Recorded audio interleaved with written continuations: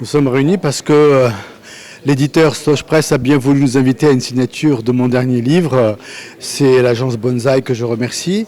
Le but est de rencontrer d'abord les lecteurs et d'expliquer un petit peu la genèse du livre, pourquoi ce livre, d'expliquer pourquoi c'est important pour moi d'exprimer une espèce de déclaration non seulement d'amour au pays, mais en même temps une déclaration de droit à la différence, notamment en ce qui concerne la communauté de la diaspora qui aime son pays et qui a envie de revenir au Maroc, mais qui doit aussi revenir de manière assez préparée, de aussi mettre en perspective un certain nombre de combats, d'idéaux que j'ai sur les questions sociales, d'emploi aujourd'hui.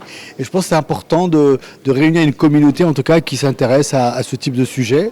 Et particulièrement, encore une fois, comme je vous le disais, comment essayer d'avoir une lecture différente du Maroc pour pouvoir continuer à aimer le Maroc, parce que le Maroc a besoin d'être aimé. Et je pense que plus que jamais, notre identité, notre marocaine doit être exprimée, mais en acceptant la diversité de ce pays, qui fait ce pays. Et comme l'a dit Sa Majesté sur plusieurs discours, aujourd'hui la diaspora fait partie de la communauté nationale et donc il faut l'accepter telle qu'elle est. Il ne faut pas chercher à l'assimiler, mais accepter cette identité différente.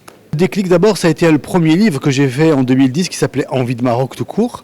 Le deuxième, c'est Toujours Envie de Maroc malgré tout. Le déclic, c'est que depuis 2006, j'ai vécu un certain nombre d'événements, un certain nombre de choses. Le Maroc a aussi évolué et moi-même, j'ai mûri, j'ai fait un travail sur moi-même pour essayer de comprendre pourquoi je devais rester dans mon pays d'origine, pourquoi je ne devais pas le quitter malgré les problèmes. Et donc, c'était important de faire une catharsis, d'expliquer ça.